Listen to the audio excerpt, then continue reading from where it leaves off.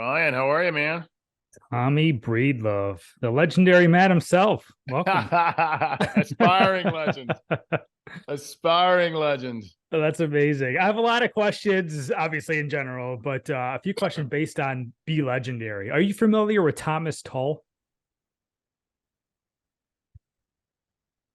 No, but I think you're the second person that's asked me that in less than a week. For real? Okay, I'm not Thomas kidding. Tull. So he's someone that actually grew up in my area of upstate New York. I live in Raleigh, North Carolina now, but he grew up Okay. in upstate New York. He owns Legendary Pictures, Oh, and you're the second person that's told me that in less than a week. really, Yes. that's hilarious. Yes. Yeah, he grew up in Endwell, New York. If you Google like Endwell, New York, He and then sold you it for look like at, $1 trillion or something like that. oh, he's worth a fortune. And the kids from the Little League World Series like 6 or 7 years ago won the Little League World Series, so he made them all shirts Be Legendary. So when I saw your book title, I was like, it reminded me of Be Legendary. It's so funny you say that. One of my corporate clients, I'm working with one of their executives, Sean Andreas. He is Mr. Pittsburgh, man. I've never seen anyone more Pittsburgh in his life. And he was Yeah. asking me the same question. I've heard of this toll.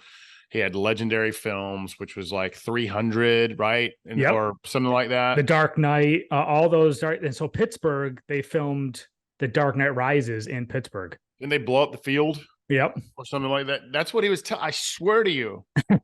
Less than a week ago, I was having this conversation. So maybe this guy Toll and I are destined to be buddies. That'd be amazing. Make That'd it be super happen. cool. Make So I that see all your happen. sports stuff. Who's Yeah. is the Broncos your team? The Giants your team? Duke your team? All the above? Not so much the Giants. That's more of I pay homage to my grandfather. The Broncos are unfortunately my team after last year. Duke is my team for college basketball. I've got the Orioles here. I'm finally proud to say the Orioles are my team. It's been forever. I hope we're And destined to beat, brother, because I'm a big Braves fan. well, it's funny you say that too. This is great. So I was just in Atlanta a week ago. Oh man. Yeah, I took my dad there for his Father's Day gift to go see the Dolphins show at the aquarium, and then we're like, hey, we have all night. Let's go to a Braves game. So we went to the Braves Giants game last week and went to the Battery, and what a beautiful, beautiful area. I was like this, and then the Braves were loud. I was like, all right, they're I mean they're great, but they're really into this. What a Yeah. great The ballpark. Braves are bar none our favorite. So I'm an Atlanta boy. So I'm a homer. So I'm from the city of Atlanta. I grew up right by the airport. And so I love the Falcons. I love the Braves. Mhm. I love the Hawks, the United. Also went to school at Georgia. So Oh, nice. so I'm a homer, but by far the city, bar none, supports the Braves the most. Bar Yeah, none. yeah, you can It's tell. not even a second close. And the problem with, I think what makes that so too is Atlanta is a very transient city. So let's say the Pittsburgh Steelers come into town. There's probably going to Mhm. be more Steelers fans than there are Yeah, Falcons fans. yeah. Hmm. It's just the nature of Atlanta in general. Raleigh is somewhat similar to that. Yeah, Yeah. it is. We're not so much a professional sports team. We're way more into college down here. It's all the Duke, the NC States, UNCs, Yeah.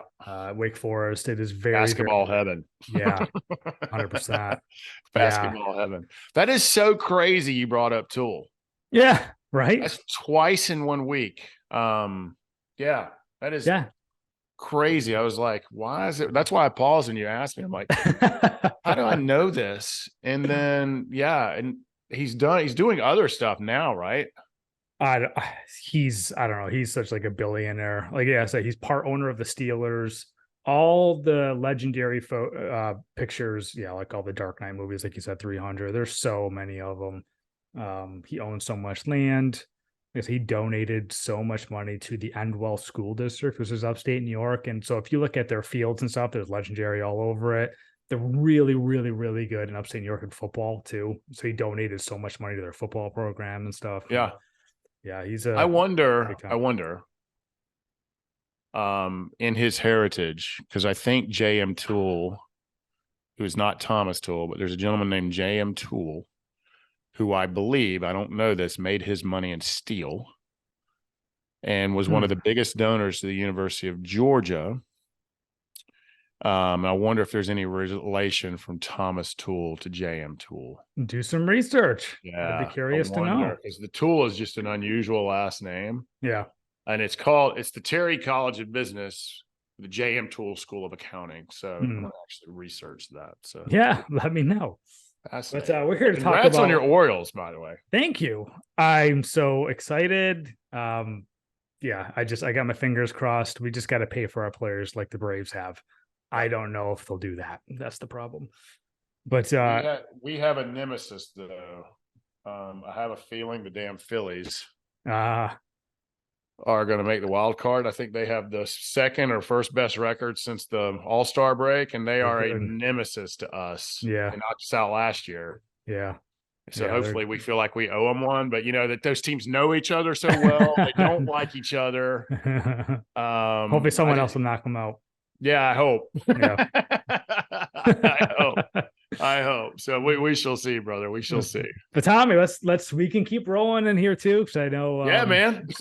we could talk baseball all day. Jeez, we'll Yeah, fill up yeah. the hours on this one. But See, I can't believe I don't have my Braves hat right here. I was looking for it. it's too bad. We'll come back on. We're next time. But no, Tommy, you're a perfect person for this podcast. I've listened to some of your other interviews, and it was like, yeah, there's no question you're absolutely perfect for this.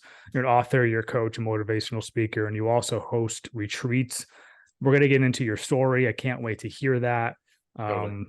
Yeah, like you said, legendary. That's the name of your book. When did that book come out? So it came out February of 2020, and we had the actual book release March 7th of 2020 when the actual physical book came out. So 7 days before the world closed. I was going to say, you cannot think of like 2020 or even February, March around that time, and not think of like that was when my life was normal. Yeah. Yeah. And then 7 days later, it all changed for a lot of us, right?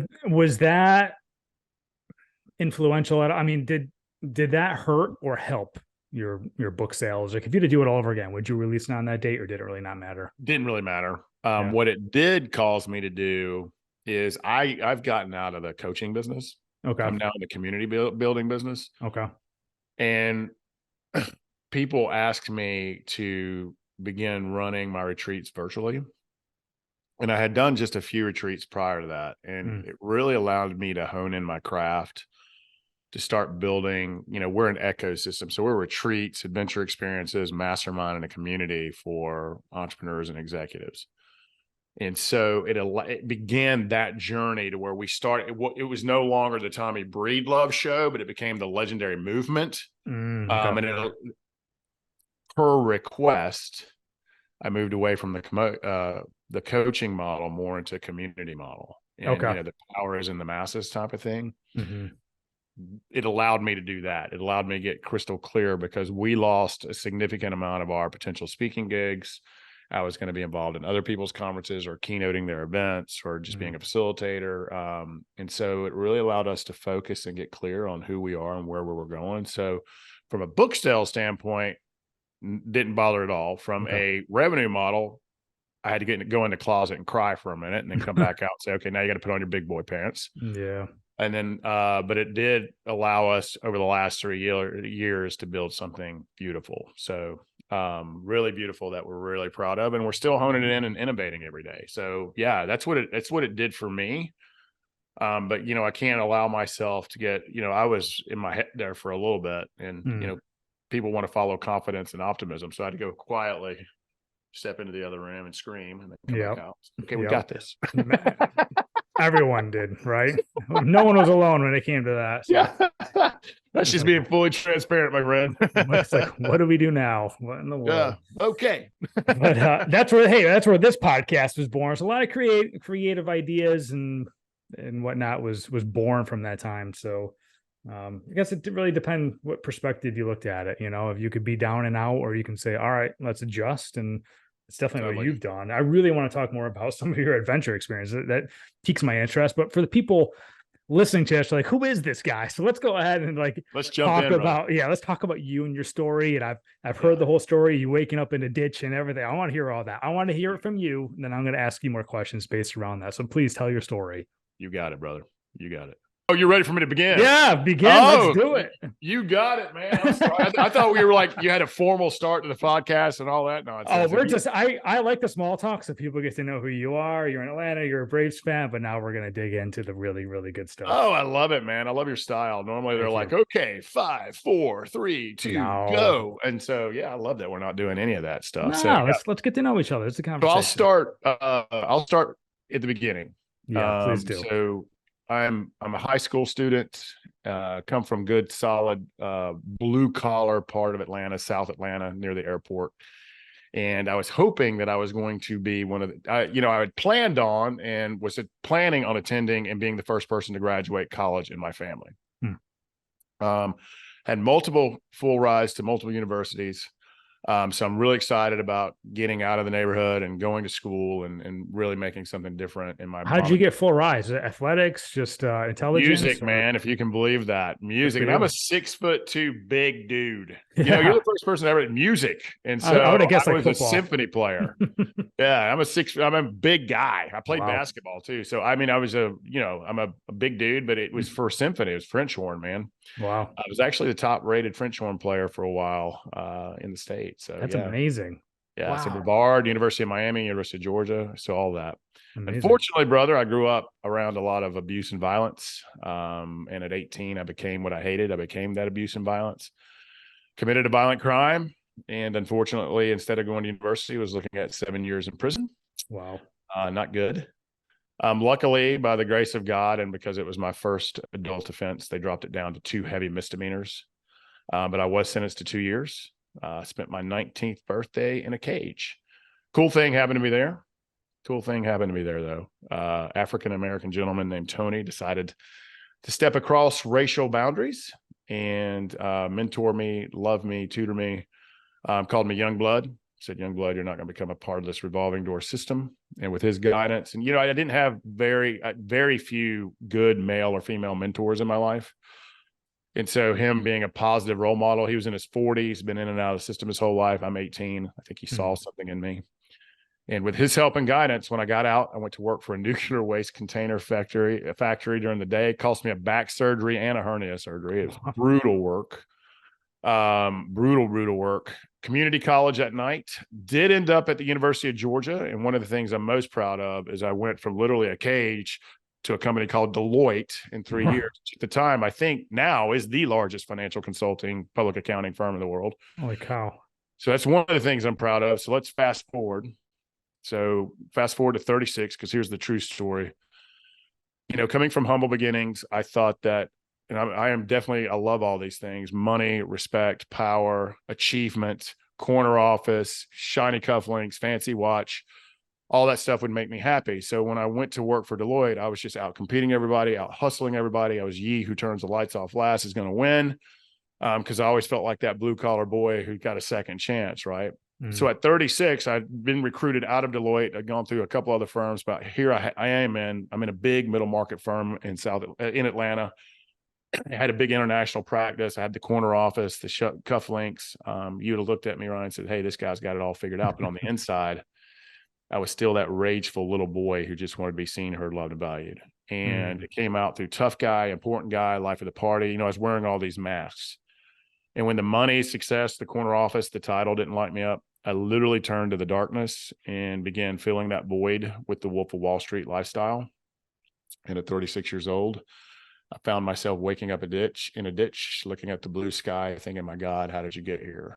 And I didn't know if I was going to get a third opportunity, right? So this is my second opportunity. So at that point, brother, I decided to make me my full-time job, spiritually, emotionally, mentally, physically. And just went on a journey with therapists, with psychologists, with great coaches and mentors, started reading everything I can put my hands on, started all these daily practices, reconciling my past, reconciling the violence, forgiving myself. And the coolest thing happened over the next 3 years. Now, I never planned on leaving that world, brother. And, but over the next 3 years, my entire network of lawyers, entrepreneurs, executives, private equity, venture capitalists, insurance, law, you name it, just the people around my ecosystem saw this massive change in me. And tangibly in 3 years, I went from junior partner to senior partner to international practice leader to elected to the board of directors and an owner at 39. Most of the board was in their 60s. My income doubled, my network 10x. Those are the tangible things. The intangible things that happened over those 3 years, I went from one of the most feared and hated people at the firm to one of the most beloved. I went from arrogance, which is just insecurity on steroids, to humility. Found this peace of mind and fulfillment. I didn't necessarily feel like I had to be anyone else but me. I felt like I was good enough, valuable enough, and lovable enough just as me. So I started becoming Tommy. And my marriage went from life support to one of strength. And so that's what happened to me in those 3 years of working on me and coaching and reading everything and all these daily practices, and working to reconcile my past and forgive my past and forgive others for what they had done to me. And so during that time, though, is all these, my network started reaching out to me, and I thought we were going to do some business or grab a beer or go, a coffee and just do transactions, because I still was a senior partner of the firm, and then they wanted to know how I found the peace. How did you stay successful and even became more successful? But there was this peace, this happiness. They just saw a 180-degree shift. And how did I do it? And they eventually talked me into writing a book, which has now become legendary, which you know about. And it's become a USA Today and Wall Street bestseller. And we built an entire ecosystem, experiences, retreats, adventure experiences, a mastermind, and a community for high achieving men and women who not only want to be elite in business, but also want to be elite in their relationships in life. And that's how all this, I eventually, with courage, resigned my equity, sold my shares in the firm, and went chase this dream, because I had amazing inner circle, I had amazing coaches, I had a family that was 100% supportive. And here we are now, 10 years later. And in the last 3 years, there was 5 years of me figuring myself out during this entrepreneur journey. But in the last 3 to 4 years, we've really figured it out and honed it in and created the Legendary Life Movement. So that's my story, brother. Awesome. Okay. I got some questions, and this is why I knew you were perfect for this podcast. How far back are you willing to go here? Wherever you want to go, man. All right. Because I have a feeling most of your questions come within the last 3 years of your life. I kind of want to go back a little more than that. You said a rageful little boy. Like, where does that come from? And then I'm just genuinely curious. When we spend a lot of time on this, but like the experience of just going to jail. Like that's I don't really know many people that like gone to jail and talked to them what the experience is like. At 2 years, I mean, that's a long time, especially for someone that's just growing into a man at the time. Yeah, and I definitely wasn't a man. I was just this rageable young man. And so both inside and outside the home, I experienced a lot of violence and abuse. And I honestly believed that I was unlovable. I didn't consciously know all this. So this was all unconscious. So I was taught that I was unlovable, unworthy. You're never going to be enough. You're a piece of garbage. And it wasn't said to me in any of those ways. And it was physical, mental, emotional, and some sexual abuse in there too. So you start becoming what you hate, right? Yeah. But it also kept me alive during that time of period. That rage kept me alive, but it also allowed me to build charisma. It also allowed me to become kind of an amoeba and adapt to whatever. Do I need to be the funny person? Do I need to be the protective person? Do I need to how do I navigate this? But so that's where the rage, and what I didn't realize is I buried that down afterwards and just thought by out competing, winning, becoming successful, making a lot of money, which all those things are important. I am pro high achievement, man. I'm pro going out and hustling and making a great impact, both in your business and your life. But those things alone won't make you happy. Wherever you go, there you are. And if you're miserable, poor, you're going to be miserable when you're rich. It's just a magnifying glass. So for me, at 18, I probably thought I was a wolf, but I realized really quickly going into jail that they were second that I was a lamb, especially being an 18-year-old skinny 6'2" white kid going to a South Atlanta correctional facility. So I was scared to death. I thought my life was over. I thought my reputation was over. It was a depression, a sadness, a fear. It was all of it combined. And then you get there and you don't realize how bad it is when you're locked into a cage and you realize you have no freedom. Your dignity is gone. Your life is no longer your responsibility. The state is in control of you. It's a really terrible feeling. But it allowed me to meet Tony. It allowed me to reflect. It allowed me to pick myself up, dust myself off, go to work, go to college at night. So it scared me, quote, straight, but I'd never dealt with any of this internal stuff, the mental and emotional scars, for lack of a better word. Yeah. I never understood, even through doing so well in that career, that, I thought again that the things that we surround ourselves would make me happy, fulfilled, and whole. And what I realized, what I was really doing is self-sabotaging that entire time, sometimes over work, through work or through behaviors or through all these other things. And so it wasn't when I almost lost it the second time that I decided to reconcile and become mentally, emotionally, and spiritually strong, not just physically strong. So I'm a big believer that you got to lead, love, and respect yourself first before you can lead, love, and respect others fully. And I think none of us are really taught unconditional self-love. I don't think, which is it's a journey. It's not a destination. Happiness is Yeah. a journey, not a destination. And so for me, that's the whole point of the Legendary Life movement. Number one thing is prioritization of self. Mm. It's the most selfless thing we can do, and not the most selfish. We're never taught that. So we teach people, how do you be more confident? How do you be more resilient? How to be more patient and peaceful, present, joyful? How do you prioritize the strength of your heart and mind? Because all those things I talked about, your money, your respect, your title, your car, your children, your Mm. job, everything can be taken away from you in 10 seconds. Mm. And are you going to fall? Or are you going to run? Are you going to run to the fire, away from the fire? Are you going to crumble? And so prioritization of self. Number two is you got to find a tribe. If you had all the answers, you would have already done it. So where are you going to find wisdom for your success, your business, your money, your life, your relationships? And that's number two thing. And number three is constant growth. And I've been practicing all of those things for 10 years. This is not what it sounds like to have it all figured out, because I still struggle. Mm. I'm in the community building business. I'm in the mastermind business. I'm still in a mastermind, right? I still Mm. have two coaches I work with. And so I still have a therapist that I work with. So to this day, to keep this train on the tracks as best as possible, in this human existence, I still am practicing all those things until this day. So that's a little bit about the jail, a little bit about the past and where that rage. And I've said my whole life, I've been running from rage and running to peace. And I always Mm. ask, people in our community and in our mastermind and our experiences and retreats, like, what are you running from and what are you running to? Good Because we're all question. running from something and we're all running to something. And that's where awareness is, where it all begins. Awareness, knowing thyself. So you definitely grew up in a really tough environment. You brought a lot of stuff with you from your childhood, which I think a lot of us do. Um, Something that, I will No say one escapes it, brother. No one I know, escapes it. right? Yeah, especially I'm married almost a year now, year next week. Oh, And congrats. thank you. And And that's really easy, right? Being married is right, so easy. so easy, no work at all, right? No work at all. Yeah.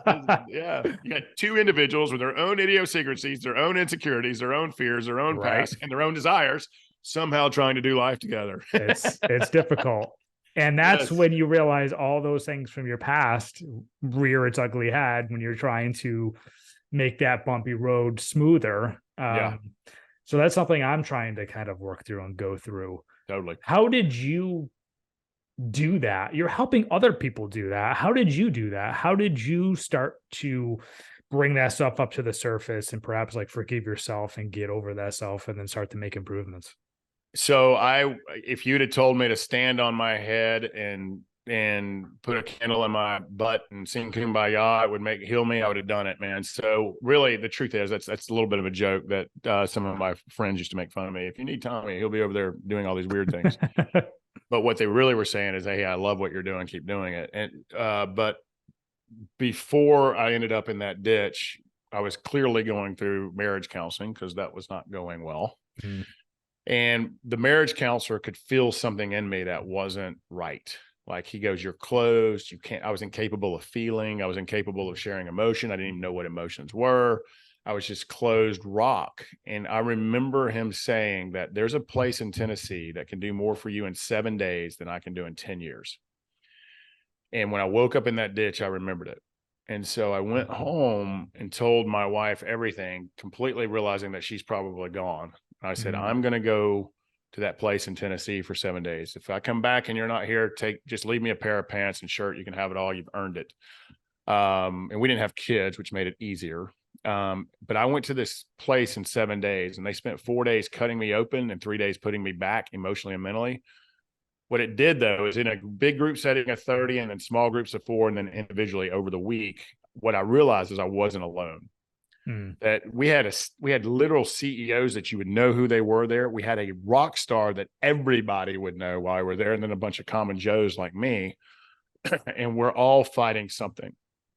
We're all got a story that we're telling ourselves in our head that is simply not true. And anything that was wired into us, anything that was told to us, any limiting belief that we have, we can unwire it. We can rewire our subconscious, and we can tell ourselves a different story, and we can write the ending of our story. What I realized right then and there is I wasn't alone. I wasn't a freak. I wasn't the only person that was angry. I wasn't the only person who had insecurities and fears and demons in the past that we all do. We all have our regrets. We all have our tragedies. We all have things we wish we'd have done better. We all have those. And so I realized I wasn't alone, and they gave me a program to follow strictly, from coaching to therapy to what to read. So I just literally I took away all the darkness. So all of those negative influences in my life, all of the naysayers, pain likes pain. So I'd attracted all the painful people around me. I got rid of all of them, and I just started practicing. I started working with a life coach. I started working with a therapist. I started reading every self-development, leadership, business book. I started gratitude. I started meditation. I started visualizing, you name it, man. I was doing it all. Still to this day, do it all. Ask my team. And so it's just all about, I think if you don't work your heart, mind, and soul as much as you do your body, you're going to atrophy. And so every day I prioritize my heart, my mind, my soul, my body first. I get up real early, and I'm a freak. I spend 2 to 3 hours on me, because I'm also in the business of helping people make huge business decisions, huge employment decisions, huge financial decisions because of my background, and also huge life decisions. Our community does that. I mean, we're designed and built to help people level up in all phases. And so I know I've got to carry certain big things. I hear big things, like the other day, do I need to let go of 100 employees? And like, that's a big decision to help someone through. Yeah. Or do I need to stay in this relationship or leave this relationship? Do I need to, I've lost it all. Where do we go now? And so that's what our community is designed to do. So I have to work on me. And then I've got my own stuff, right? I've got my own marriage. I've got my own employees. I've got my own things that I've got to work through to be the best I can be in those things. I don't always win. And so that's what's we have to do this. You don't have to do anything. You can continue to do what you're doing and see if it works for you, or you can work on these muscles every day and really make them strong. And it's a really, really, really, if you really want the key to success, it's mastering your heart, mind, and soul, man. That's really it. It is working on mastering those 3 things.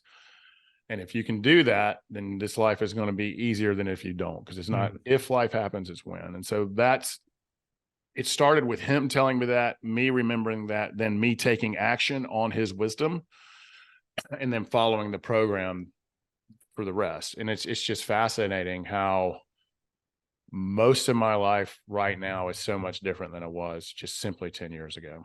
And it allowed me the courage and confidence eventually to walk away from I was a senior partner and board member at 39. I mean, who knows the money would have been unlimited going forward. I mean, to most people. Right. But I had the courage to walk away from a career, walk away from my firm, and go chase this dream of eventually, after I willing to walk around in some entrepreneurship, angel investing, and other things that didn't work because the universe or God or whatever you want to call it was pointing me in this way. And I finally found it. And in the last 3 years, we've built something pretty remarkable. It sounds like with a lot of people, you had to hit rock bottom before you actually made that change. A lot of And times, I'm hoping that we can get other people not to do it. It's so hard, right? It's hard like when because things are going good is when they stop doing the hard work, right? Right. Oh, things are great. And then all of a sudden you look up and you're like, damn, my marriage is in the toilet. My business is failing. What's going on? And I'm like, no, do the work when things are going good too. That's the hard part. Yeah. We could spend all day on that. But so speaking of this place in Tennessee, it just got me wondering, like, is there, and I'm sure there's like 1,000 things, but is there like a piece of advice or a sentence or a word or whatever, something that someone said to you that still really sticks to you to this day? It wasn't said there. And it was said before then, and I didn't remember it till then. And it was participate in your own rescue. I think the two things that I would take away is you're not alone. If you're experiencing it, thinking it, worried about it, whether it's business, success, money, relationships, or something in your life, the number one thing is you're not alone, and there's millions of other like you. And seeking wisdom or guidance or advice or help is not a bad thing. It's actually the most courageous thing you can do. But the second thing is participate in your own rescue. There's no politician. There's no magic pill. There's no white horse. There's no one coming to help you. No one. And you can't outsource it to anyone. You can't outsource it to your spouse. They can't make you happy. They can make you better, or they can make you worse, but they will not make you happy. Neither can your career. All of these things are important, but you've got to participate in your own rescue, and you've got to prioritize yourself. And you've got to save yourself. And I tell people to look in the mirror. That is your number one. That is your enemy and your ally. Which are you going to choose? And when you start working on you, and you make that image you see in the mirror an ally, an asset, because you are the number one asset. So I would say that you're not alone, and prioritize yourself, and start small daily actions to strengthen your heart, strengthen your mind, strengthen your soul. Will pay significant dividends in your success, your happiness, your leadership, your money, your life. It is a simple formula, but it is oh so hard to do, because we're surrounded by convenience. We're surrounded by swipes. We're surrounded by 40 million channels. We're surrounded by things that are addictive. Your phones, technology, movies. I mean, you name it. We live in a casino with way too many choices, and it's gotten very complex, and we've gotten numb. Yeah. And so for me, it's about working every day on yourself, first thing in the morning, and then at the end of the night. And then the rest seems to fall in place quite easily, but we don't do it. So I would say you're not alone in prioritization of yourself. Participate in your own rescue. Awesome. So if there's someone that's listening to this and they're really inspired, and they want to come and obviously talk and work with you, but they're thinking, where do I start? What's that first small step that they can take? What would you tell them? To me, the number one failure in leadership, business, and life, the number one failure is self-awareness. So knowing thyself, all parts of thyself, all of them, your strengths, your weaknesses, your insecurities, your fears. What are you running from? What are you running to? We talked about that earlier. So the easiest thing you can start. So I would say pick one thing in your life that is 100% not serving you right now, and kill it. It could be a human, it could be a behavior, it could be a habit. Kill it, and kill it instantly. The quickest fix of all is removing a negative. It's also the very hard, because it could be a human that's bringing you down. It could be you that's bringing you down. It could be a habit that's bringing you down. I would kill it. That's the quickest fix. It's also one of the hardest. So if you're eating that 50th pint of ice cream every night, how is that serving you? Maybe take it down to half a pint. If you're not exercising, maybe stop doing this, start doing another. I think the quickest and easiest way is to start implementing one positive habit a day. And I would recommend reading 10 to 15 pages of self-development, leadership development, personal development books. But here's the thing, don't just read it, apply it. Apply it. I just had that conversation with my wife like 3 days ago. We're talking about atomic habits. So I was like, I really want you to read this book, but not just read it, but apply it. I was just invited to this like special mastermind group. It's just meeting for a weekend, and they're bringing all these people together, and I was fortunate to be in it, and he's on the list. Is he really? So I hope he comes. James Clear, I hope he comes, because I just want to give him a hug, say, hey man, your book rocked it. And so I'm sure he gets that all the time, but to me, it's all about intentional actions, my friend. Is like the intentions or the goals, the direction. I'm intentionally going this way. It's your hopes, your dreams, but those are useless without action. And so for me, the easiest thing you can add, start with Legendary. I mean, hey, it's a quick, easy, and if you're not a reader, I will read it to you, man. So, read the first 10 pages. And where do you need to take action on those pages? So for me, it's removing one, and start small, think big. You can't you don't want to have, I've been doing this now almost for 13 years. These habits and routines that James talks about, I've been applying those. Sometimes I fall off the bus, and it's crazy when I fall off, things are going good and I stop doing my readings, my journaling, my gratitudes, my visualizations, when I stop doing that, it's crazy where my business, my leadership, my success, it just, in a very short amount of time, Mm, our muscles become weak again, which is yeah. crazy. Like I've got tennis elbow right now, and I love exercising. It's driving me nuts watching my physical body kind of shrink at the moment, Mm, because I've got tennis elbow. Same thing happens with your heart, mind, and soul. So to me, it's about, if I had to say the two things, remove one negative. And this number two is start with 10 pages a day, read it, apply it, apply it. mm. And start small and think big. That's what I would say if people are lost right now, or they can come, to one of my retreats, and I'll take them. I'll put it on steroids over a Not 4.5 day or period. and. Yeah, Yeah. absolutely. Yeah. Over a 4.5 day period, I will change your life. That sounds, I mean, you're changing my life already. We're like 35 minutes into this. I feel like you're already changing lives. This is amazing.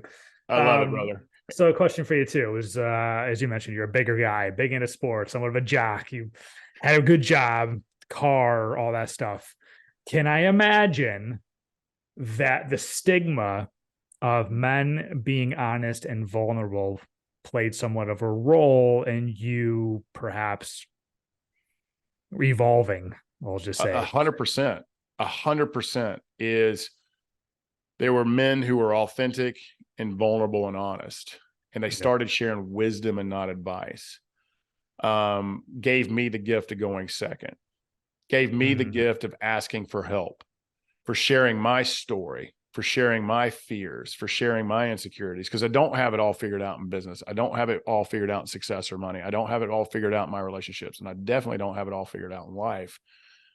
And I think that, especially the more high achieving and ambitious you are, whether it's on sports, whether it's in business, whether it's in life, you hate asking for help. mm-hmm. You think, if I just work a little bit harder, you don't want to show weakness. And then when I get here, or when I have this amount of money, or when I have this job or title or car, I'll be happy. Bullshit. I don't know if I Mm, can say that, but BS. Because wherever you go, there you are. And I could give you $1 million or a Ferrari or the title or the money. And if you're not happy, there you are. It's going to magnify that. And so that's why we created the entire Legendary Life movement. Remember, our second, number one is prioritizing yourself. Our second pillar is, we're going to give you the community of authentic entrepreneurs, executives, or aspiring entrepreneurs, executives, high achievers, ambitious people. You don't have to be successful yet. You just got to want to be, mm, but you also have to be a net giver, a good person, and want to make great impact. We don't want any, we don't want any kind of we don't want any toxicity brought to the group, but we just want people who are authentic and real, who come together and share wisdom. And what that does, and I'm very authentic about my story. I'm very authentic about my pains and where I am now. Even when people go through one of our adventure experiences or one of our retreats, I will say, ladies and gentlemen, I am not doing this as we speak. And it gives them the gift of going second. It mm, gives them the gift of opening up and asking for help and receiving wisdom and growing, not only in their business and success, but in their life and their relationships. Because it's not, I think the more ambitious and driven we are, and that's, we're not for everybody. That's pretty much our tribe. I think it's tough for us to ask for help. I think it's just about working harder. I think and something in our life is going to be off. It's either going to be business success, life, or relationships. And usually it's our relationships, and relationship with ourselves and relationship with our family, significant other. That's usually where it shows up. mm, People come to me, come to our movement first to be more successful, to be better leaders, to make more money, and to connect. We give them access to some pretty awesome people, both in our community and mastermind. They come there for that, and then they realize, oh God, these people also struggle in their relationship. They also struggle with their family. They also struggle with their kids. And we want people to level up in all phases of their life, just not one. And I think when you give someone the gift of going second, you give them permission to know they're not alone, and you give them permission to tell their story too. And then again, we're not about advice here. That's more academic. You've never done there. You read a book. We're about life and business and success wisdom. Experience. It's experience based, not what I've read. And so I'm all over the place now, but no, that I love it. Love That, it. my friend, is where the pillar that we stand on. I appreciate people like you, and obviously, I'm sure you're very aware of Brene Brown, just bringing up vulnerability, how important I it feel is. like she wrote those books to me and for me. And I found myself when I'm reading her books, like, stop talking about me, Brene. She's good. And it's, I mean, you know what's funny is I'm listening to you talking about, it's like we all want someone that is relatable or we can relate to, but no one wants to be the one to put themselves out there to do it. Right. That's right. So you just It's brought up, crazy. it's very true. You just And it's brought up, gotten, what we're craving as a society is authentic connection, oh, 100%. because we're not getting it from our politicians. What they say and what they do isn't reconciling. We're not getting it necessarily from our religions because of the fear and shame base that's Yeah. coming from there. And we're Yeah. definitely not getting it from social media, Oh my which is God, no. fantasy. And then when you watch TV, that's fantasy. Yeah. So we want to live that fantasy, which is also meant to divide us and sell advertising. Then you add some 24-hour news on top of that, man, that's meant to It's all divide you and bad. scare you and just sell you advertising. And it doesn't feel real to our soul and our mind and our hearts. And what's crazy is we're craving that authentic connection. We're craving someone just to be real and honest. We're craving someone to just help. We're craving hope. Yeah. And whether you like them or not, I'm going to say both of them just so I can make everybody mad, is Obama and Trump in their own weird ways sold hope. And we are in their own weird ways, like them or dislike them. I'm trying to bring them both in. It doesn't matter to I see what me. you're doing. I got it. Yeah, like them or dislike them, they sold hope. And I think people are craving hope. I think they're Yeah. craving authenticity. I think they're craving realness.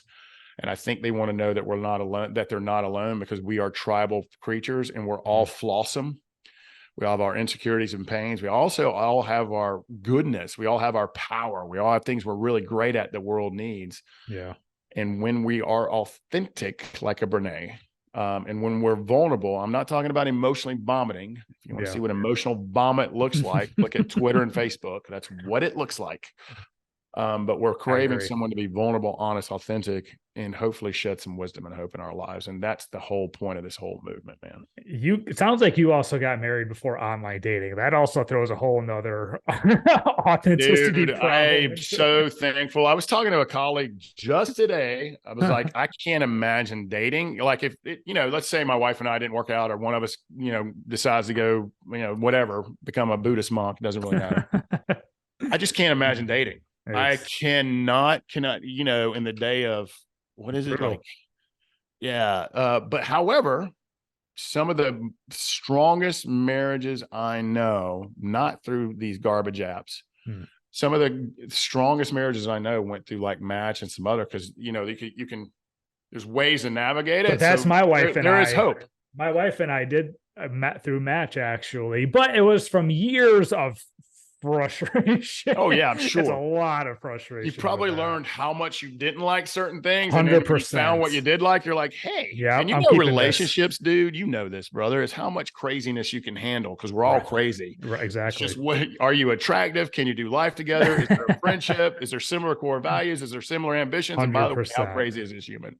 100%. Yeah. Oh my God, yes. Speaking on of that note, man, this whole "all you need is love" is garbage. We're on the same wavelength, 1,000%. And I'm dying to know this. Like I took a lot of notes before and during that we're talking here. Is you said your marriage is on the rocks. Somebody who just got married, myself, our marriage is in a good place, thankfully. But when you came back to your wife, like what was priority number one, or perhaps the most important thing that you can bring into your relationship to make it successful? Number one, I mean this, is you have to prioritize yourself first. There is no way you can truly be fully authentic, fully communication, fully transparent, fully vulnerable, and fully communicated if you don't love and respect yourself first. So you got to work on yourself first, and she or he has to work on their selves first. What happens when I got back, it took a long time to rebuild respect and trust.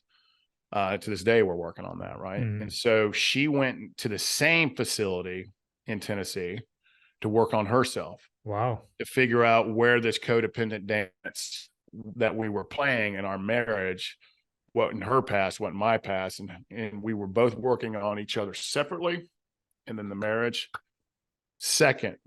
And it's Mm, always has to be that order. So yourself first, marriage second, and parents are going to hate this. Kids are always third. mm. I've They heard don't that. do that. They don't do that. They put the kid first, and then all sorts of bad things happen. I hear it every day of my life. And then throwing kids at a bad marriage is even worse. Yeah. And it's not if your relationship, you don't have to get married, whatever your relationship is, it's not if it's going to struggle, it's when. Again, you got two very different human beings with their desires, their insecurities, their demons, their fears, their past. And so that's why the self work, the self awareness, knowing thyself and becoming mentally, emotionally, spiritually, and physically stronger so that you can lead, love yourself, so that you can lead, love them and others. That's why it's so critically important. This is And great. to this day, man, you've got to work at it. It's not if the relationship gets in. It doesn't matter if it's mediocrity. It doesn't matter if it's settling. We're just kind of getting a rhythm and we're doing this life together, but we've lost passion or communication, or we've lost our sex life, or we lost our intimacy. And those are all very different things. Mm, Um, you've got to constantly work on yourself or it atrophies. You got to constantly work on their marriage or it atrophies. That's why the statistics on marriage are horrific. mm. It's because we prioritize other things. We think the grass is greener.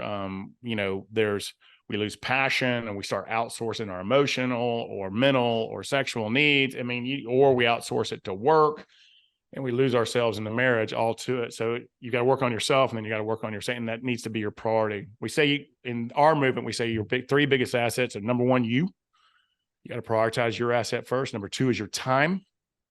And number three is your significant other. For those of you who are single, you get to choose and choose well. Mm. Your significant other will either be your biggest asset or liability. And by the way, they'll probably flip flop and you. So again, number one asset's you. Number two asset's your time. And number three is your significant other. So those of you who are single, you get to choose right this time. So I love choose this. wisely. It's Choose funny. wisely. We were just talking about dating and stuff like that. I think one of the things that impressed me most about her is how willing she was to work on things, like knowing that I'm not perfect, she's not perfect, but we're gonna make this not make Yeah. this work. I mean, it was gonna work, but the nuances, how to figure things out. Okay, so this is how to communicate with you. This is how you like to be communicated with. And we can have these open conversations and we want to work on it together. To me, Yep. that is how you have to be to have a successful relationship. Because when someone shuts down, it's like they're giving Yep. up. Yeah. Yeah. You can shut down, you can give up. And by the way, the younger you are, and this is not a knock, there's so many wonderful things about Generation Z and millennials. Like I'm not a big, bashing of it, but to me, you're come from it's harder for you guys because you come from instant gratification. Mm, mm, So YouTube, social media, video games, it's instant, right? It's mm, instant. And it's also, we lose our resilience. We lose our work ethic. We can get so many dopamine hits without getting out of a chair. yeah. Pizza, dopamine hit, video game, dopamine hit, social media, dopamine hit. And but we're losing the biggest and baddest dopamine hit to the work. Think winning an athletic match. Think Mm, what you feel like after a workout. Think 2 minutes in an ice bath will give you 200%, 250% more dopamine than any of those things I just named. wow. Wow. And so your generation and younger comes from instant gratification. And also those instant gratification dopamine hits are addictions. Mm-hmm. Social media designed to be addictive. 24-hour news designed to be addictive. Phones are designed to be addictive. Video games are certainly that way. And so you add instant gratification and addiction unconsciously. And that makes when things go bad hard, and there is no reset button on another human being. And it's easy to quit. It's easy to back out. It's easy to, as opposed to working hard or at it. There's a reason the cliche, nothing worthwhile in life comes easy. And to make it even worse, think about how many people, I could tell you the secret to mastering your mindset is meditation. Mm-hmm. Feeling calm, to being more proactive than reactive, to being a clear thinker. Breathing and meditation, it will bring calmness, it will bring peace, it will bring proactivity. And guess how much it costs? Nothing. But it takes work and time and patience. You know what we'd rather do? Take an effing Xanax. Same Yeah. benefits, instant, $100 numbs us. I can also give you the secret to sleeping a lot better at night. Would you rather take an Ambien? Mm. Isn't that amazing where we are in this society? Instant. Yeah. We're looking for Everything. instant. I can tell you to work out and you will be strong. You'll lose your belly. You'll be more confident. You'll be more fit. You'll stand taller, your head up, shoulders back. Or I can sell you a $20,000 tummy tuck. One takes a Right. lifetime. The other one takes 2 weeks. Isn't that amazing how we are as a society? Thanks, Or Alex like, Hermosa. By the way, Alex Hermosa is the one who, I can't take credit for that. Give him credit for that. I just read his book. It's brilliant. nice. But he was the one talking about how, but I also read things on peak performance, and anything that we work hard at, whether it's our business success, our money, our relationship, our bodies, our minds, our heart, soul, will give us a hell of a lot more than those instant hits. And it will help make us a hell of a lot more resilient and successful to life too. So that's one thing that your generation and the Z's and the millennials have to overcome, is that instant gratification, not being able to hit the reset button on the video games. 100%. I hope the pendulum at some point starts to swing the other way. Part of that is because I'm looking to become a parent very soon. So I really want to ask you this. I am concerned in a good way of like how raising my kid right, proper values, respect people, just be a kind person. I have my fears with the way the world is these days. We got shootings right now. We got video games, social media. There's a lot of that just toxic stuff going on. In your opinion, having a small child, toddler perhaps, or even a little older, what is like a value that I can instill in my child that is like just completely invaluable, in your opinion? So here's the biggest thing I can tell you. Kids will never do what you say. They will do what you do. Okay. Ever. So if you show them whatever values you want to do, if you show them, don't tell them, show them. If you say be a kind, respectful, loving human, they're not going to do it. But if you show them how to be a kind, loving, and respectful human, if you show them how to be in a good, healthy, communicative marriage, if you show them that reading plays benefits and that exercising and health and competitiveness, and if you show them all of the values you want to do, they will do them. Awesome. And if you surround them by positivity, you can limit the social media, you can limit the negativity. And by the way, all of that stuff we talk about, the shooting, it is probably the safest, best time in the history of humanity. There's less wars, there's more access to information.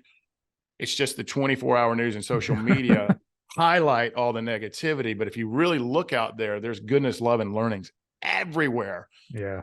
Everywhere. Yeah. It's just the instant gratification of social media and the news and the media is showing all the negativity, and they want you to be scared, so it sells advertising. So again, as a parent, show them the values, show them the systems, walk the walk, don't talk the talk, limit the noise, read a book to them, take them on walks in nature, take them, nature is God's TV, man. Take them to a desert, take them to show them, model it. That's the only way. Telling them won't do it, and sticking an iPad in front of their face so you don't have to deal with it is the image of bad parenting. I appreciate that. Out of the 1,000 things that can be done on a phone and an iPad, 5 are positive. Thank you for saying that. That's going to stick with me forever. Yeah. Now. Yeah. I don't know how much longer I got you, but I got a few more questions for you. Got all the time in the world, brother. Oh, this is wonderful. Okay. Something I really also wanted to ask you too is I come from a background of work harder, work longer, work harder. That's where success is coming from. I've always had a really hard time with work-life balance because it was counterintuitive. Yep. For somebody that's looking to succeed, but they're having a hard time with work-life balance, but perhaps the relationships are struggling or just outside of work is struggling in general, what kind of advice would you give that person? Yeah, that makes you human. And so again, you're catering to my sweet spot. So I am in the high achiever, ambitious driven space. You don't have to be successful. You just got to want to be. What I love about hard work, it is the great equalizer. It allows the average Joe like me to be successful. This is what makes this country so great. Don't let anyone tell you. There's a reason that Canadians and Europeans are pouring into this country, pouring. And I don't want to go down that road. They're pouring here because of opportunity and capitalism, and hard work does pay huge dividends. Mm. So I'm in that space. And to me, there is no such thing as work-life balance. It's just prioritization and reprioritization. So what I would tell you, whoever they are, that it's me too, brother. It's about quality over quantity. I get to talk in the mirror all day long. Like, why are you not doing this, Tommy? It's about quality over quantity. So think about 30 minutes to 15 minutes to 30 minutes to an hour with your spouse of quality time, sitting outside, talking around a fire, going for a walk, maybe doing a gratitude walk, or and just fully being listening, fully being there, being fully present and with no distractions. That 15 minutes, 30 minutes, or an hour will feel like all day. So you're always going to especially until you get to a certain point, and you got to think about what success is and go there. For me, it's a feeling of freedom and a sense of happiness. That's what success is an eternal feeling of freedom and happiness. And so, and I come in and out of that, right? Depending on where the Tommy go round is, it's my monkey brain. So for me, it's about quality over quantity, whether it's with a child, a friend, time with yourself, or, it's about spending quality, present, being fully there, being fully aware, because you're always going to prioritize your success, in my space, not everyone. I really look up to the people who don't prioritize that, because I'm just not built that way. I get my things through building businesses. I get through my things from helping others be successful in business and money. That's my thing. It lights me up. It's why I feel like I'm put here on this earth. Right. And so for me, I like the people who prioritize hard work and business and success. I think that's where real impact's going to come through to the world. I would never outsource my happiness or success to the government. And throughout history and societies, they've never gotten it right. It all comes from the individual, work ethic, and wanting to make great impact and defining what your success is. So to me, it's all about prioritization and reprioritization. When you're going to spend time with your significant other, phoneless, no TV, no numbing out, just be present, open, communicative, authentic, and vulnerable. Ask them, how can I love you better? And how can you love, how they can love you better? I mean, have real conversations. When you're with a child, you got to fully be there. If they see you on your phone, they're going to be on their phones. If they see you being distracted, they're going to be distracted. They're going to follow exactly. So to me, when you talk about work-life balance, and you don't come from money, success, like true success, whatever that means to you, is going to be hard. Hard work is the great equalizer, period, in this country until we mess it up. Hard work's the great equalizer. So don't ever take that from you, but don't do it. You are the asset. Don't compromise your mental, emotional, spiritual health and your physical health. You got to prioritize you first so that you can go be world-class and badass. Then when it comes to your family, your friends, prioritizing time, owning your time, it's prioritizing and reprioritizing. If you want to know what makes the elite, it's saying no and prioritizing their time. That's it.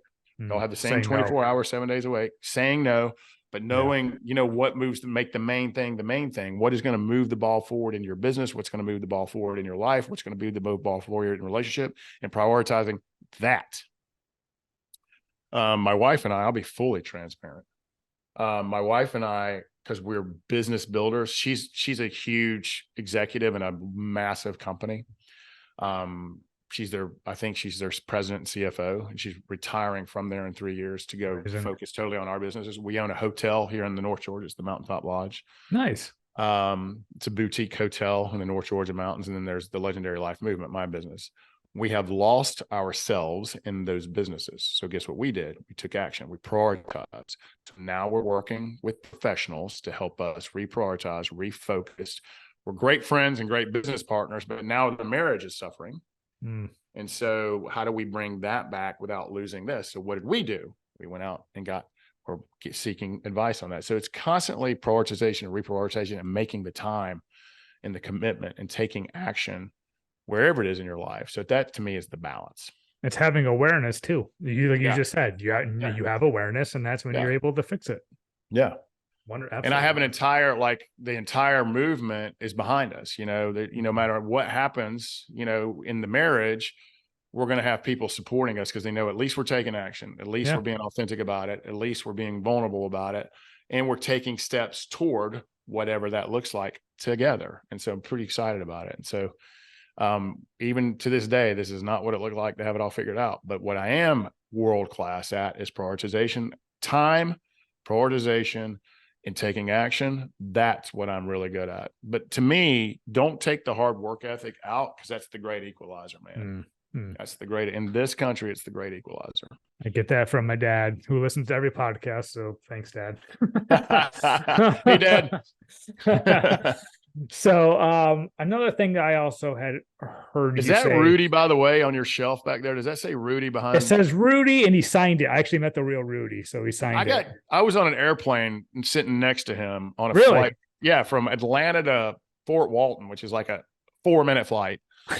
But yeah, I got to sit next to him, and it was just a fascinating 45 minutes of my life, honestly. So yeah, I got to meet the real Rudy too. Oh So yeah. cool. Yeah. That's my He favorite still movie. wears the Notre Dame stuff to this day. Did he have on a Notre Dame shirt when you saw him? I'm sure he did, because it was at a big public speaking event. So Oh, I'm totally. sure. Yeah. I sat next to him on an airplane. That's why I asked. That's amazing. Cool cat. I love it. Absolutely love it. And as a kid, that inspired me for sure. Yeah, for sure. One thing I want to talk to you about, because I've flipped the switch in my mind probably 7, 8 years ago, is live with no regrets. And I heard you say that on a podcast at some point. Is that's how you live now, is you don't want to have any regrets. And that when you said that, I mean, a lot of people say that, but when you said that, I was like, yep, I got to ask him about this, because this is something I really made it a point to do myself. I just kind of want you to dive into your thought process about living like that. Yeah, I say it often that when your life, no one's going to read your resume at your funeral. No one's going to care, and no one's going to remember you. Like, walk down any major city street and see the cornerstone blocks of these skyscrapers that were built hundreds of years ago, of all the great names of all the great people, and no one knows who they are.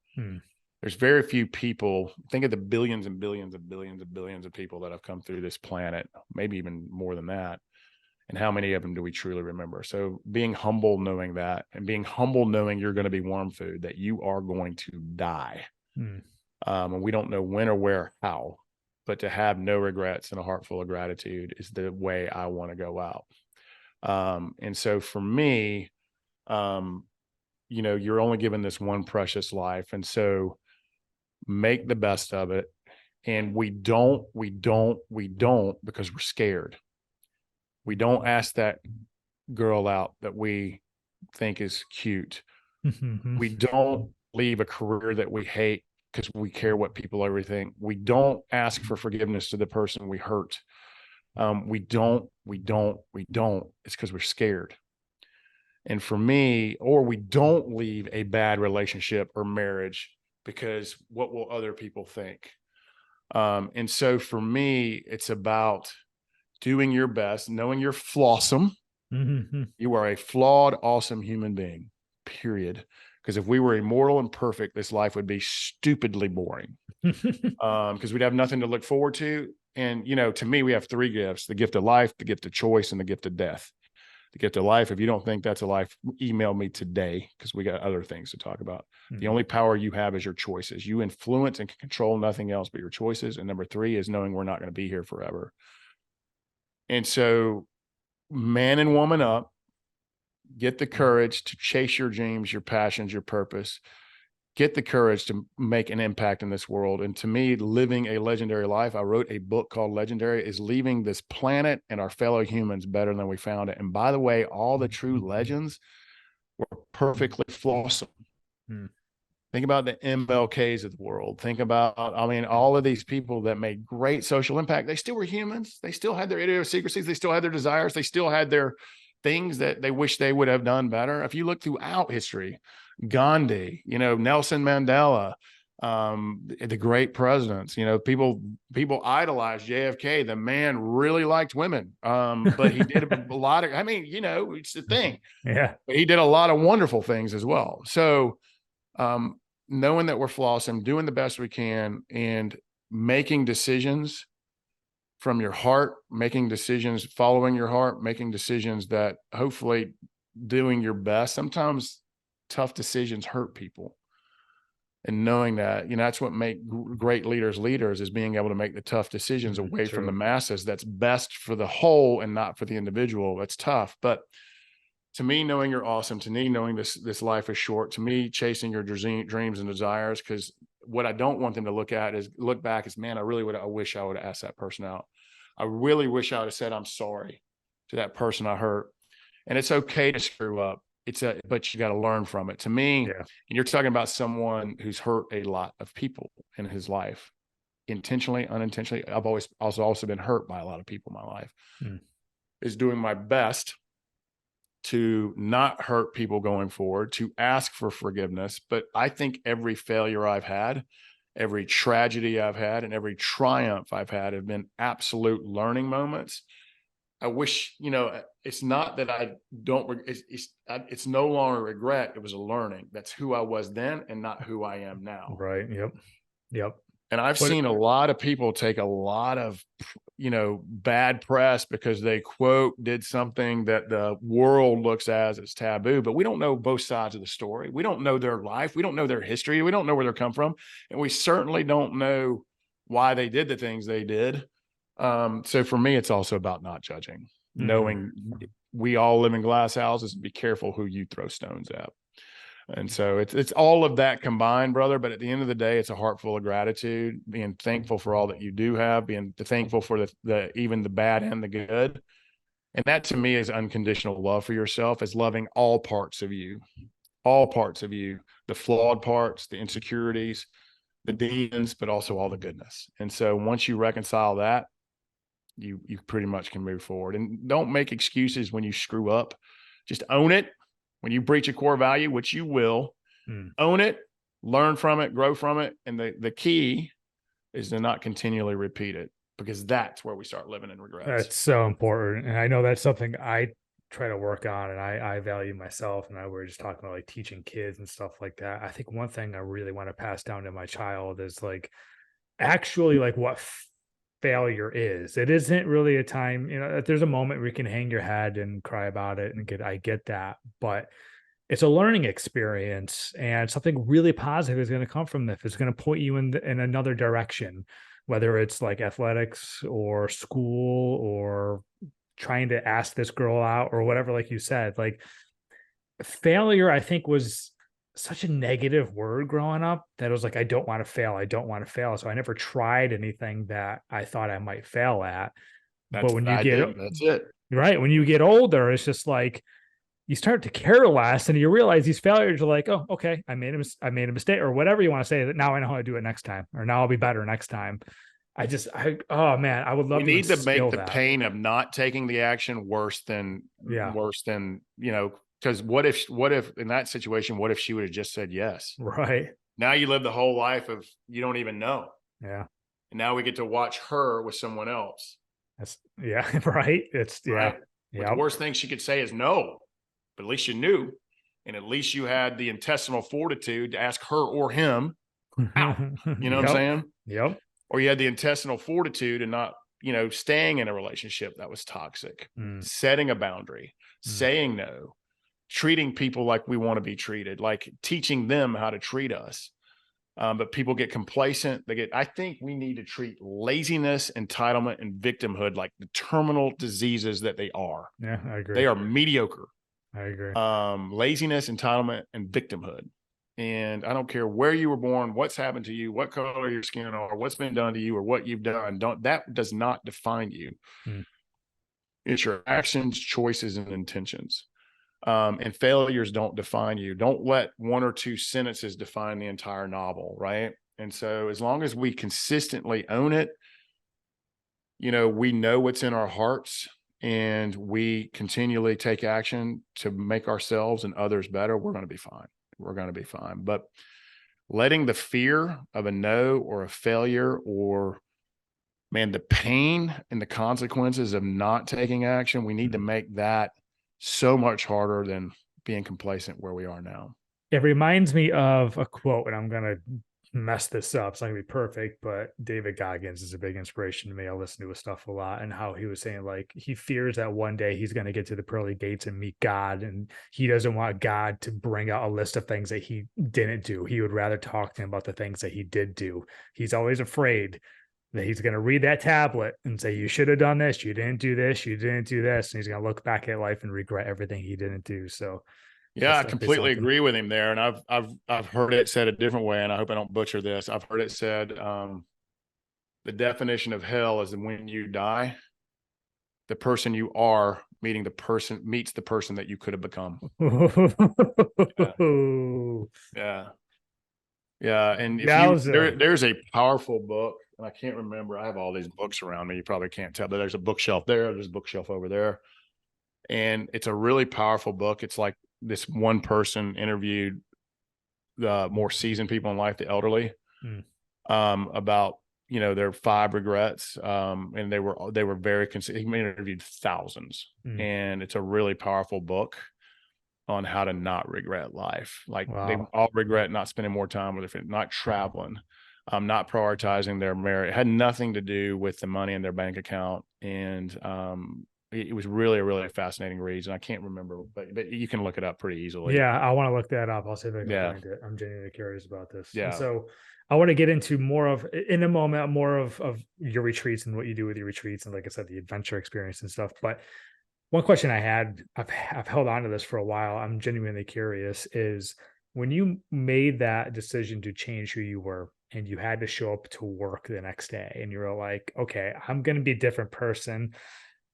How are people going to take this? Are people going to believe me? How long is this going to take? I just want to get your perspective on that because there's probably a lot of people that want to change who they are and their perspective. People are going to, they think they're going to be looked at weird or people are going to believe them, stuff like that. So, what's your thoughts on that? Yeah, I have a whole lot of thoughts there. The truth is, you can't let people who don't matter matter. Um, and that's easier said than done. There's probably less than 10 people on this earth that I really give a damn what they Mm, think. mm, Um, and that is a powerful place to be. It's because they've shown me through their love, they've shown me that they want me to be happy, successful, and they're rooting for me, not against me. Most people How do aren't you even get there? I'm just I literally, as you talk, I'm all thinking the of work we're like, talking about, the working on the heart, mind, and soul, I can't knowing imagine that. thyself. So life is an energy flow. Think of it as climbing a mountain. I'm answering your question as we speak. Think Mm, of life as climbing a mountain. Most people never climb the mountain. They do the status quo. They never work on themselves. They go to work from 8 to 6 every day. They go home and they numb on some damn TV and rinse, repeat, and go. Those are the 99%, and they speak a certain language. They are dictated by the news and politics and social media, and they go wherever the wind. It's called the mob. And so that's where most people stand. That's staying on the ground. mm, And they speak a certain language. They have a certain energetic flow, and they tend to they just live the human experience. They let life happen to them and not for them. mm, But then think about the people who start climbing the mountain.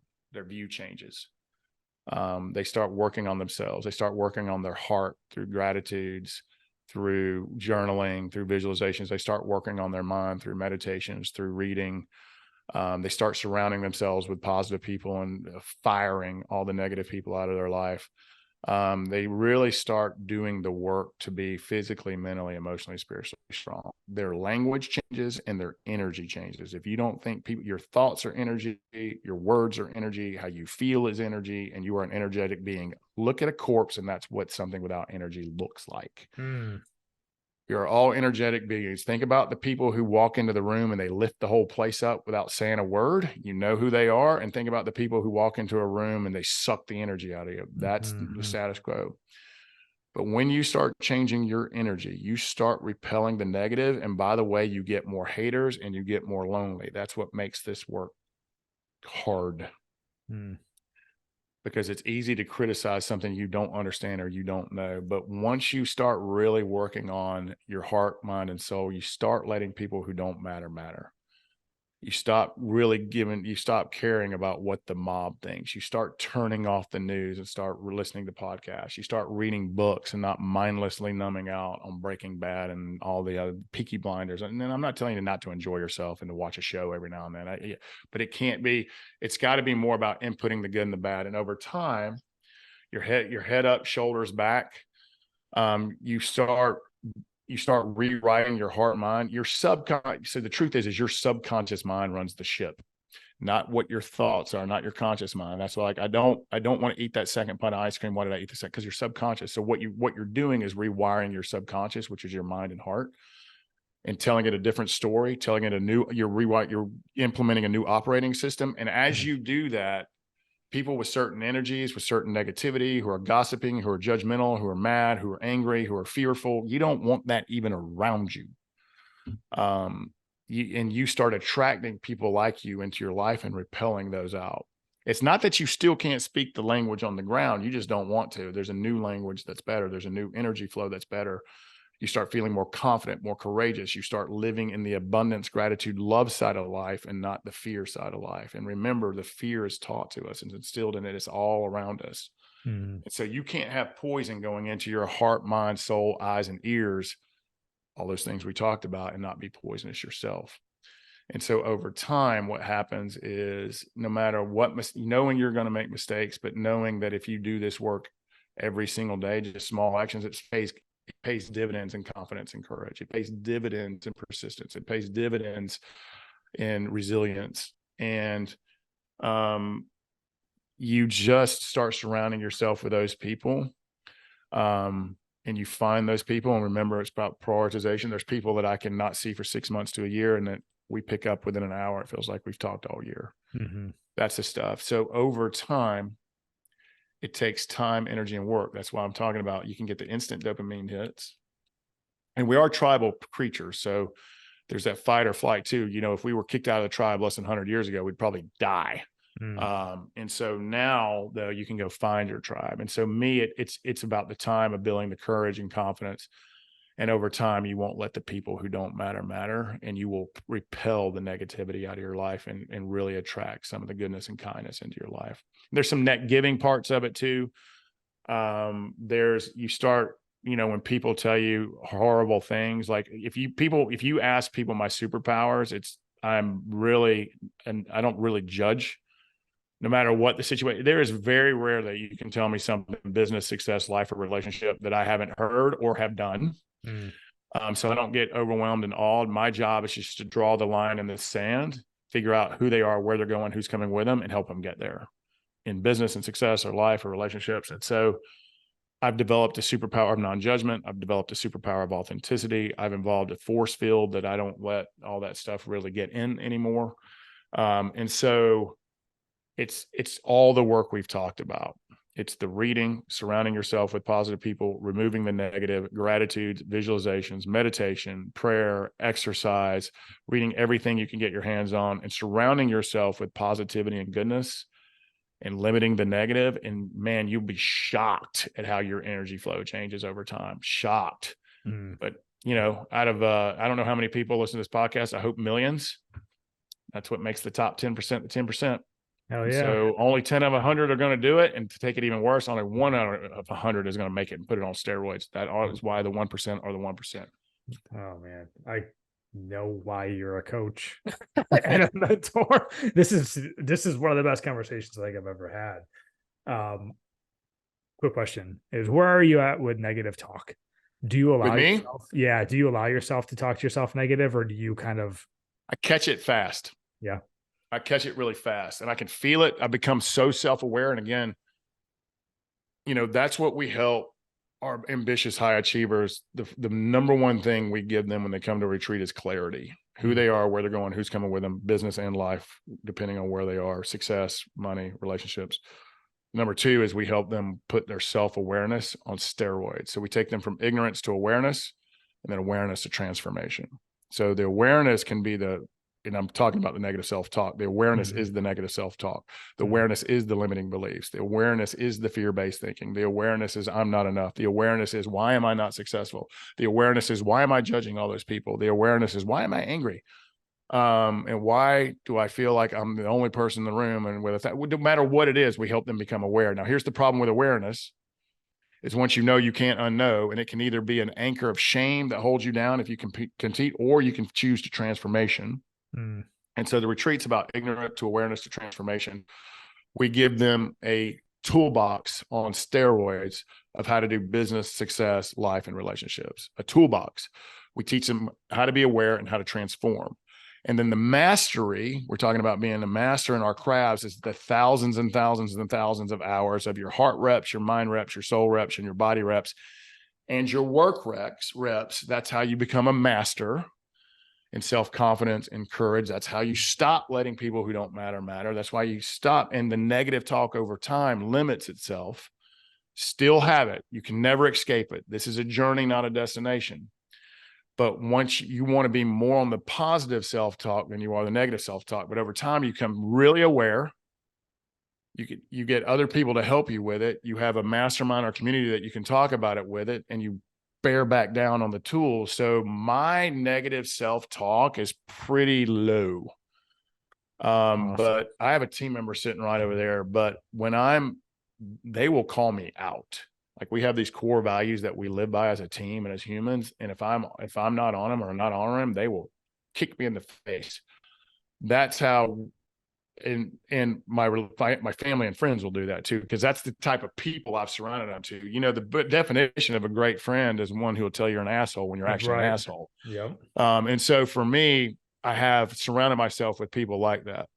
But I also have surrounded myself with, hey, where's my blind spot? Is this stinking thinking? Is this fantasy? Is this unreasonable expectations of myself or someone else? Or is this heart?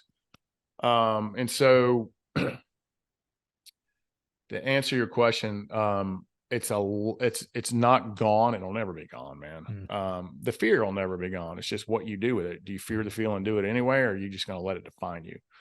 And so for me, it's about the inner circle, our mastermind, our community, the colleagues that I have in my job, and the family and friends I surround myself with, because they're all just like me now. But I had to clean house in order to get them there. And even when we recruit in this team, how we interview, what we look for, the questions that we ask, which seem way out there sometimes, we're looking for people like us. That's awesome. Yeah. I appreciate that. It does go away over time, but you got to do the work to limit it. I call my negative self-talk Ike. I've named him Ike. And I have to fire Ike. And my wife will even say, hey, is this Tommy that woke up today, or is it Ike? Interesting. So you see, I mean, and I also call it the Tommy go round when I'm not being fully present, when I'm constantly moving. I'm also been told by coaches that I'm a little bit of a visionary, which can cause chaos in my team, which can cause complete chaos. So we have two operators and implementers that keep me on a leash out in the yard while they go get the job done, so I don't distract everybody. So what I've surrounded myself with people who either make me happy or make me better, and are net givers. And so that helps as well. I love this. And I love how you give people the tools to do them themselves. I do want to talk about your excursions, your retreats. I know you have the adventure experiences you talked about. It sounds awesome. I'm always up for an adventure. So I kind of want to just give you the mic and talk about these courses. So some people thought I was in the coaching and convincing business. I'm really not. We're in the community and connection business, and we give people access to a world-class network, access to high achieving men and women, access to people who've been there and done that. Awesome. Access to information, access to wisdom through what we do. And the most powerful thing we do is our legendary life foundational retreats. And it's hard for ambitious people, whether they're at the beginning of their career or middle of their career or at the end of their, toward the end, to step away from their life and business and concentrate on them. So that's test one. Will they prioritize themselves? Will they take a vacation, an all-inclusive vacation to them, from them, and for them? And when they get the courage and they step away from their business and life for 4.5 days, again, we're going to give them clarity, who they are, where they're going, who's coming with them. We're going to give them awareness and then huge tools in leadership, business, life, success, and relationships on how to transform and become a master of their heart, mind, soul, and body, and their life, leadership, and business. And then we're going to connect them with other world-class people over a 4.5-day, pretty intensive, a lot of brain and heart sweat. We do some Appalachian Trail. It's in a beautiful part of the North Mountains. It's actually at the lodge. So that's the retreats that we do. Our entry level, we have a community for up and comers who are ambitious and driven, who want to hang out with other people just like them twice a month to share authentic wisdom, to seek wisdom in their business, to seek wisdom in their career. That's our community. You cannot join our mastermind without coming through our retreat. Our mastermind is our highest level group. But throughout the year, we also do a large event called Your Life, Your Legend. We bring in guest speakers. It's all about business and success mastery. You know, we're doing fun things. They're usually at cool places, and there's an element of fun to it. There's an element of connecting and networking to it. But there's also the development of growth. Every single thing we do, it has an element of either business, success, life, or relationship mastery to it. For example, we have adventure experiences. We just got back from the Alamorada, which is in the Keys, the Florida Keys, and we did a culinary and fishing adventure experience.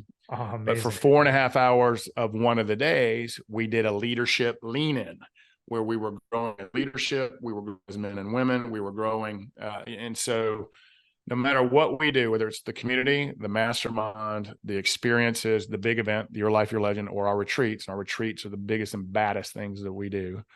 That's the things where people transform the most. And that's why we don't let people into our mastermind without going through those, because we got to discern them and they got to discern us.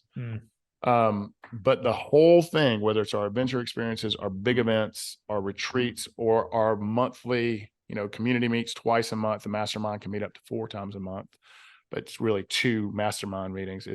It's all about getting together. The power is in the group. The power is in the men and women. The power is in their wisdom. The power is in, hey, come in. I've got this business challenge. I want to scale my business, or I'm not as profitable as I want to be, or I got this employee I don't know what to do with, or I don't know why my wife wants to stab me in the eye, but she does. And so, and I've seen real things happen in kids too. Like we've had, because of social media challenges, men come in, these leaders come in and say, hey man, my child is struggling. And then 4 men are like, yeah, we've been there. Here's what we did, how we did it, and here's what the results. That's wisdom. And so this whole thing is built on being elite in business, success, money, life, and your relationships, not just one in lieu of the other. So we've done some amazing things this year. We've got a whole calendar of events that we just planned in 2024. We've got 3 retreats left this year, by the way. Amazing. We've got 2 men's and 1 women's. One's in September, one's women's is October, and then another men's in November. So super excited about that. And then we go right into Your Life, Your Legend in 2024, which is our biggest event. This is awesome. So that's what we do. We're in the connection and community building and the access building business. We give you access to community. We give you access to connect with other world-class people. And we give you access to information to either you use and to apply to grow, or you don't. It's totally up to you. And, you got to choose to participate in your own rescue. So that's what we do. And it's all based on the principles of Legendary. So if you read or listen to Legendary, remember, I will read it to you if you're not a reader. And it's quick, it's fun, it's actionable. I think that's why we're shooting for New York Times bestseller this upcoming year. We've hit Wall Street and USA Today. But if you read it or listen to it and it resonates with you, and you want to come join one of our adventure experiences or our community, or come to one of our big events, welcome home. And so that's what we like to say, welcome home. This is awesome. Super powerful stuff there. And I want to give the people a location of where to find you, where to work with you, where to get the book. Just go ahead and let us know. Yeah. So you can find us at www.livelegendary.today. It has all of our upcoming adventure experiences, all of our retreat calendars. It talks about the community, the mastermind, our corporate events, where I'm going to be, where I'm going to be speaking. You can check out the book there. You can also sign up for our Legendary Minute. People seem to love it. It's less than a minute of your day to get inspiration in business, success, leadership, and life. But go to livelegendary.today, and it's got everything we do and who we are. And if you pick up Legendary or let me read it to you over Audible, and it resonates with you, the principles in the book resonate to you on how to do business, life, and leadership, and you want to come to an experience, you want to come to one of our retreats, you want to come to join our community, or even better, our mastermind. For those of you who are called to do so, welcome home, man. And I'll even say you can reach out to me directly with any questions at tommy@livelegendary.today. But if you want all the information about our upcoming cool stuff, www.livelegendary.today. If you want to check out the book, it's at all your favorite bookstores. Again, if you're not a reader, I will read it to you. And if any of it resonates with you and you want to join a like-minded tribe doing cool things with cool people and come experience life and business with us, again, welcome home. Everything you just listed too, for people who are like, oh, where was that? I didn't write it down. Don't worry, just scroll down the show notes. I'll link everything. Follow your social media, go to your website, get your book, all that stuff. So just scroll on down. You'll be able to click right there and do that. Here's our transparency, you guys, that my internet was just killed due to a big storm in the North Georgia mountains. And so we're re-recording this. So there's some transparency and vulnerability for you. But I know I've been bashing the heck out of social media. But you can also follow me at Tommy Breedlove. We put good stuff out there too. There you go. Perfect. Dude, Tommy, you've been awesome. Brian, thank you, brother. Yeah, I absolutely appreciate it. I mean, everything you do, everything you speak, everything you're working on, like you're vulnerable. You're going through it too, which I think is 100%. That's the best, honestly. Like if I'm working with a coach, I kind of want to know somebody that they've gone through it too. I really appreciate it. I don't look at any, like to this day, I have 2 coaches, and to this day I run a mastermind, but I'm in one. Maybe even, I think I'm getting ready to join a second one. But what I look for is not, did they take some life coach course at Emory University? I mean, what does that even mean?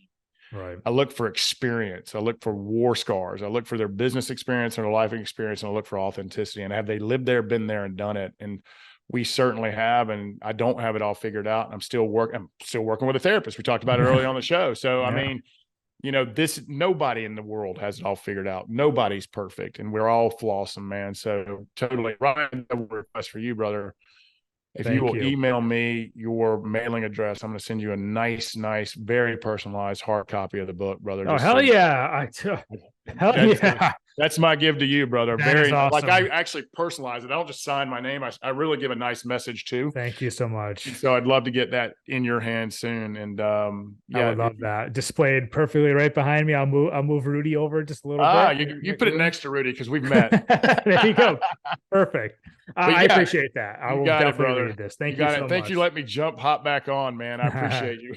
Anytime. Come back at any time as well, Tommy. You got it, brother. Have a great one. Thank you.